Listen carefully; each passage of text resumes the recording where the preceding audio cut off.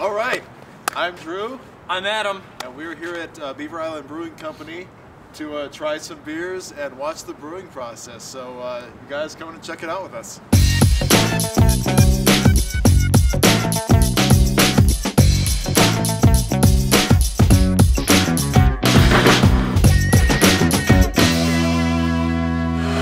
This is kind of the starting point for the whole process. This is our mill, and we get malted barley from all over the world. In fact, today we brewed with barley from the Czech Republic.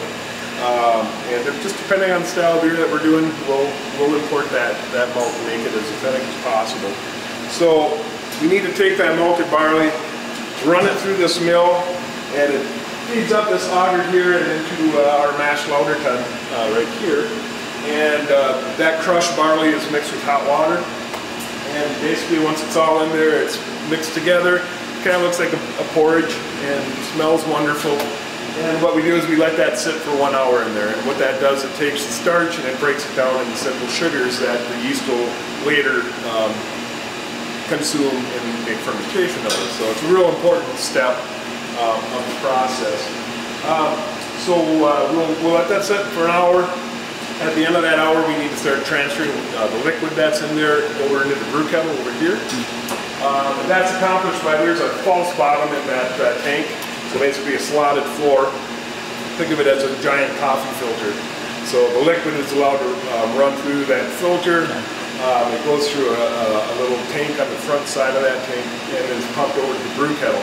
And while we're doing that, we're spraying hot water on top of it, what we call the mash. And that rinses all the sugars out that we need. We want to be as efficient as possible getting all those sugars. Once we get the volume of what we call wort, which is basically just unfermented beer in the brew kettle, we're left with a bunch of grain in there. You can see this back door here, we'll hook the chute up to that, put a tote in front of it, and we shovel all that grain out. And then we have local farmers come and pick that up and they use that for feed. Yeah. So there's no alcohol in it. So, you know, livestock is fine, but they do love it.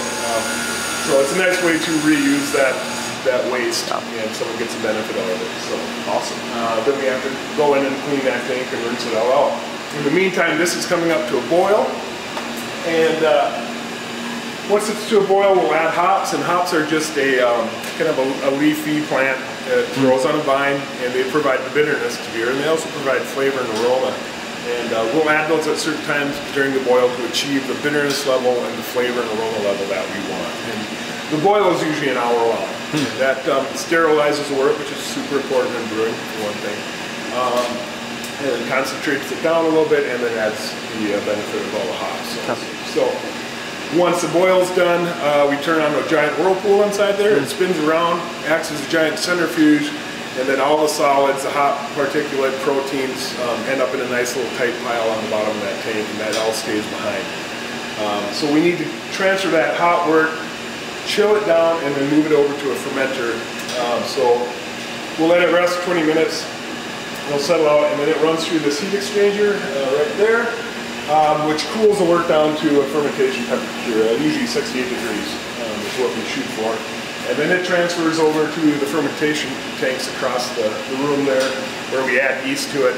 The yeast will start consuming that sugar and basically turning it into carbon dioxide and alcohol. And in about 5 or 6 days, that main fermentation is done. We'll crash the tank at that point. We can sometimes use that yeast over for the subsequent batch, which is nice.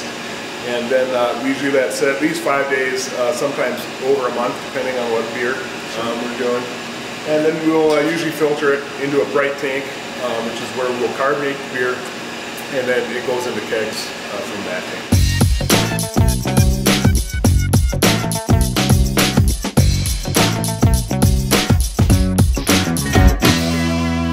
We've had a really great reception on that beer. We just released it last week.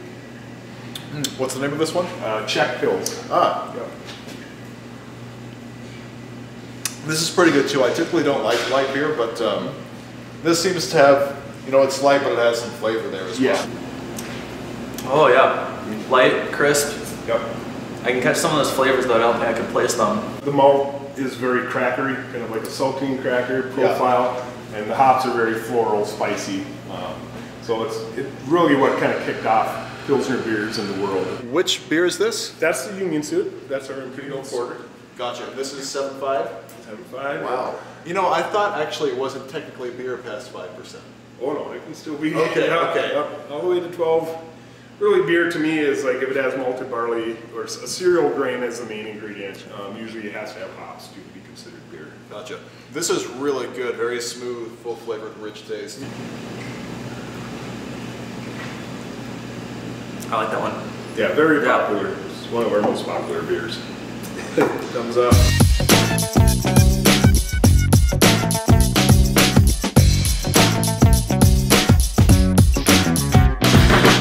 Also, I should point out, I'm repping. All right. All right. Today. I like it. Look at that, zoom in, do a sponsorship here.